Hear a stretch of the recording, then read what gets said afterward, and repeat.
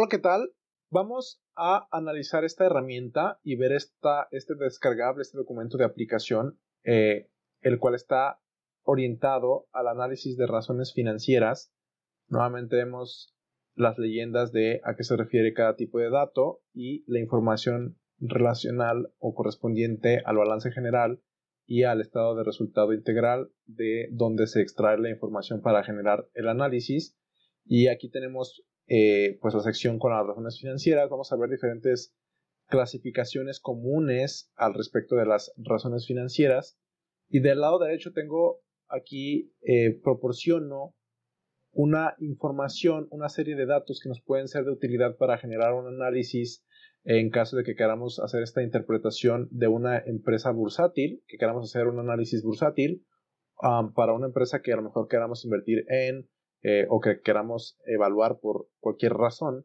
Y de la misma forma, en caso de que de forma particular tu empresa se encuentre en una industria la cual cuentes con información o puedas tener acceso a información de razones financieras de ese sector, de ese mercado, que desde luego platico, comento que hay algunas plataformas que se dedican a proporcionar este tipo de información con relación a razones financieras de sectoriales y de mercado y demás.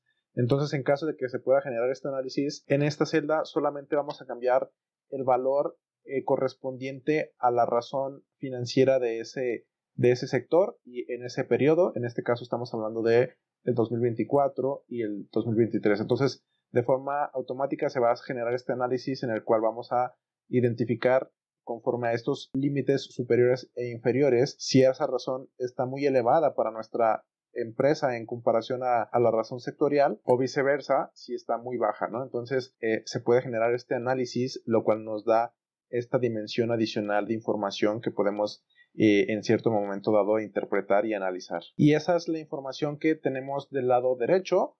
Nuevamente, pasando de lo general a lo específico, tenemos toda esta información y estos análisis que podemos desarrollar en caso de que sea de tu interés y que aplique para tu situación en específico. Puedes hacer uso de ella o inspirarte para generar tus propios análisis de propia cuenta.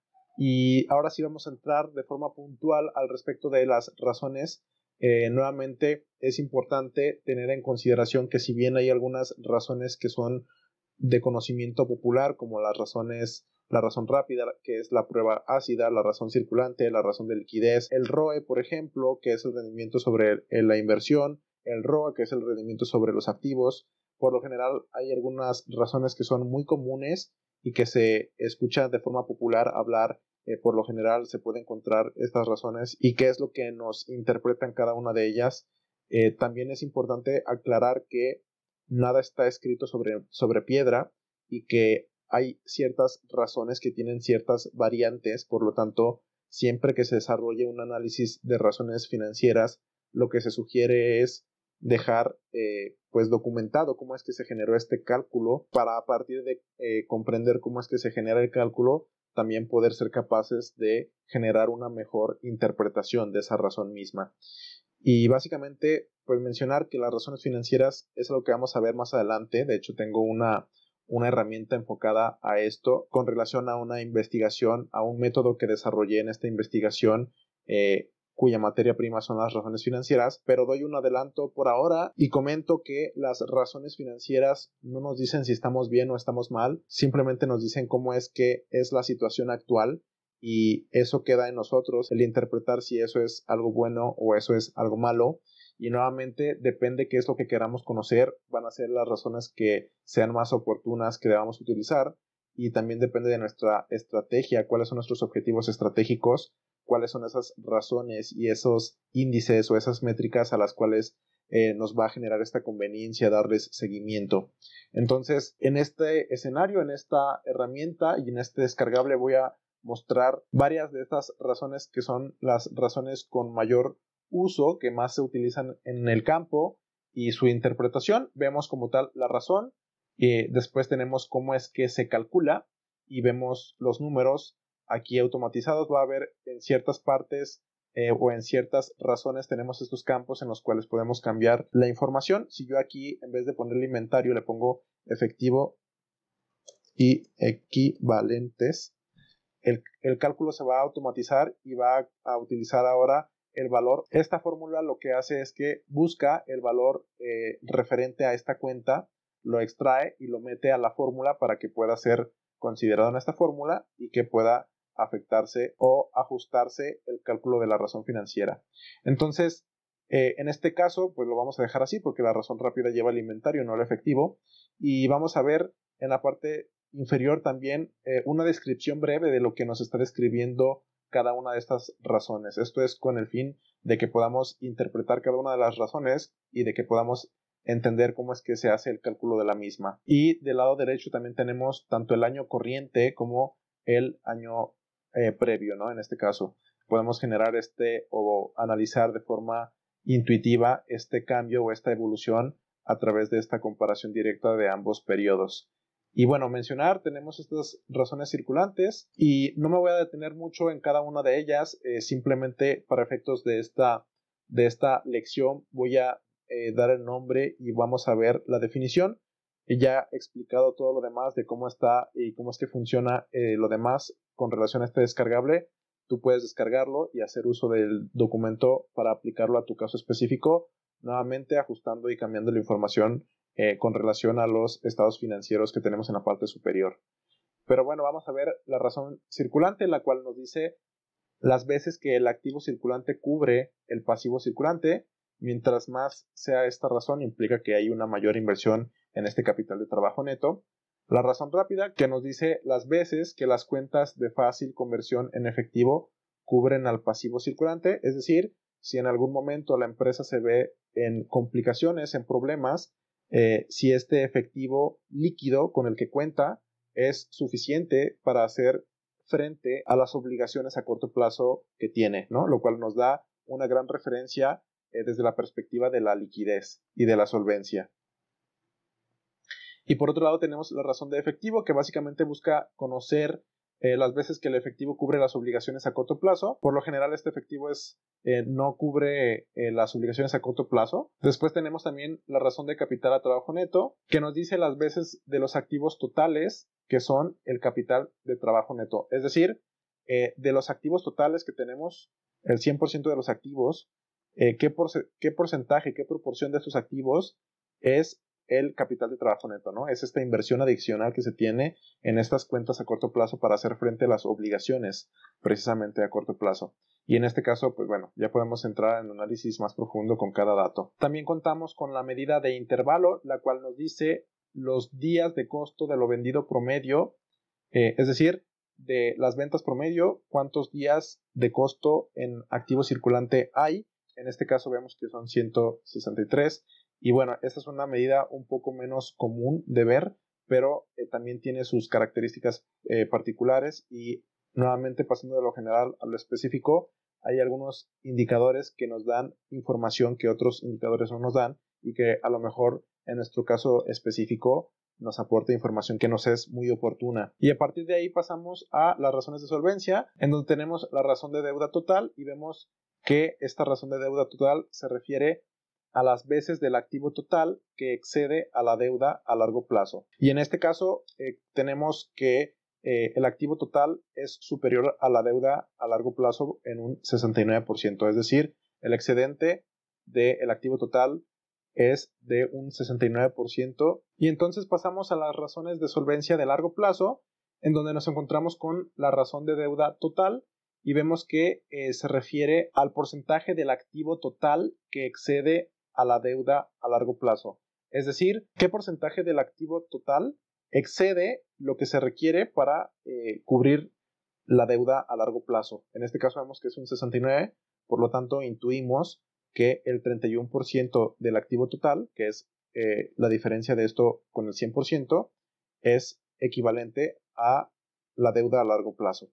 Y por otro lado tenemos la razón de deuda a equity, la cual nos dice las veces que las obligaciones de la empresa cubren su capital contable, y si esto es, por ejemplo, 2, eso significa que la empresa está apalancada 2-1, ¿no? En este caso es 1.33. Mientras mayor sea esta razón, implica que hay una existencia más grande de apalancamiento. También contamos con el multiplicador del equity, la cual nos dice las veces que los activos cubren el capital contable de la empresa, lo cual en este caso es de 2.33, lo que implica que si el capital contable fuera de 100, los activos totales serían de 233, ¿no? Habría una relación 2.33 a 1 en ese sentido. Y por otro lado tenemos la razón de deuda a largo plazo, la cual nos dice las veces que la deuda a largo plazo cubre el financiamiento total de la empresa, lo que significa básicamente qué porcentaje del financiamiento es deuda, ¿no? Y de forma lógica, el restante contrario es el porcentaje correspondiente al capital social o la inversión social. En este caso vemos que esta empresa tiene una capitalización del 42% a través de deuda, por lo tanto tiene un 58% de inversión por capital propio. Pasamos a la razón de veces de interés ganado, la cual nos dice las veces que la utilidad antes de intereses e impuestos cubre los intereses pagados, lo cual nos da una noción de cuál es este apalancamiento y qué tanto está diluyéndose la empresa y sus resultados financieros en intereses. Y pasamos a la cobertura en efectivo, la cual nos dice las veces que el flujo de efectivo operativo antes de impuestos cubre los intereses pagados, lo cual de la misma forma nos da una premisa o nos define ciertas bases al respecto de cuál es el nivel de apalancamiento y cuáles son los niveles de pago de intereses que está efectuando esta empresa. Y así pasamos a las razones de rotación de activos y vemos, por ejemplo, a la razón de rotación del inventario, que básicamente es una de las razones más comunes. Nos dice el estimado de las veces que el inventario se vendió en el periodo, en este caso 6.15, implica que en ese año se rotó y se vendió 6.15 veces el inventario promedio. Por otro lado tenemos los días de ventas en el inventario, lo cual nos dice el estimado de los días de ventas promedio en el inventario, y eso es básicamente con relación a esta información que ya contamos, lo pasamos al año, ¿no? Hacemos una conversión anual y vamos a ver qué tantos días de ventas se tiene en el inventario promedio en el año. Pasamos a ver la razón de cuentas por cobrar y de forma similar vamos a ver que nos dice cuál es este estimado de las veces que se cobraron el total de cuentas por cobrar en el periodo, lo que dice que es un 7.69 veces, y eso implica o es relacional o equivalente a que las cuentas por cobrar promedio sean de 47.44 días de operación, que es lo que nos dice la siguiente razón, que son los días de ventas en cuentas por cobrar. Y enseguida contamos con la rotación del capital de trabajo neto, en donde vemos las veces que las ventas cubren al capital de trabajo neto, lo cual nos da una medida de la eficiencia de la operación y de la inversión en este capital de trabajo neto o en esos activos circulantes, qué tan eficientemente se están utilizando estos recursos circulantes. Y en este caso vemos que las ventas cubren en 8.23 veces a la inversión en el capital de trabajo neto. Mientras mayor sea este número, significa que hay una mayor eficiencia, dado que las ventas son más grandes y el capital de trabajo neto es más pequeño. También tenemos la rotación de activos fijos, que funciona de una forma muy similar, pero en este caso estamos hablando de dividir las ventas entre los activos fijos. Por lo tanto, vemos que las ventas cubren a los activos fijos en 2 veces. Eso significa que si los activos fijos son 100, por ejemplo, las ventas son 200. Y la rotación de los activos totales, en donde hacemos algo similar, pero ahora dividiendo las ventas entre los activos totales, lo que implica que las ventas cubren el 100% de los activos totales y los exceden por un 20% de su valor, en este caso en específico. Comentar también que algo curioso que podemos analizar en esta situación es que hay algunas razones que en este punto ya no cuentan con el análisis o los datos de este lado en el año 2023, y eso es dado a la diferencia de los tipos de razones financieras. Hay diferentes tipos de razones financieras que se desarrollan a partir de el balance general y razones financieras que se desarrollan a partir de el estado de resultados o la combinación de ambos estados financieros. Y en este caso, las razones que tenemos en la parte superior que cuentan con información en ambos años son razones que extraen la información del balance general exclusivamente, pero en este punto que empezamos a considerar información proveniente del estado de resultados, ya solamente se puede hacer la determinación de una razón, dado que el estado de resultados considera el periodo y no la situación al principio y al fin de este periodo, como lo hacen las otras razones. Entonces, bueno, son diferencias y es un tema que nos permite comprender de cierta forma las diferencias y los tipos de razones financieras que existen. Y pasamos entonces a las razones de rentabilidad, en donde vemos el margen de beneficio, en este caso neto, y se calcula a través de dividir la utilidad neta entre las ventas, lo cual nos dice que la utilidad neta es un 3.8% de las ventas y el rendimiento sobre los activos o el ROA, que ya habíamos hablado de él anteriormente, que básicamente es la utilidad neta con relación a todos los activos que se tienen en la empresa y en la operación para generar esa utilidad neta, la cual nos da una relación de 4.58%, y por su parte el ROE, que se calcula de la misma forma, pero considerando la inversión necesaria o el capital contable. En este caso estamos hablando de un beneficio del 10.68%. Y dado este análisis podemos empezar a generar ciertas suposiciones.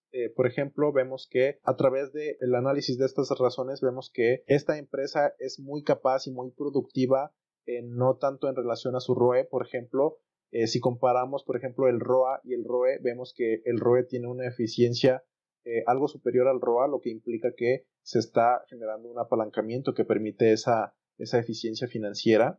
Y podemos empezar a generar indexaciones y nuevamente pasar de lo general a lo específico, analizar de forma particular cada empresa y las razones, ya sea de forma general, como en este caso proveo las razones que considero que son de las más populares, pero también considerar que se puede utilizar las razones financieras que consideres que a tu caso particular sean de mayor ventaja o sea más oportuno analizar, así como que cada empresa puede inclusive crear sus propias razones financieras.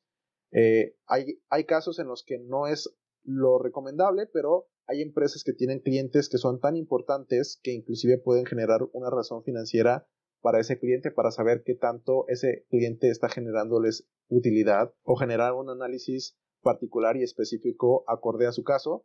Pero nuevamente pues mencionar que no hay una forma general universal de hacer este tipo de cálculos de razones financieras, y la mejor manera de generar estos cálculos siempre es acorde a la situación particular de tu empresa. Entonces, hasta aquí está esta lección. Dejo este descargable y cómo es que se puede utilizar este documento, y nos vemos en la siguiente lección.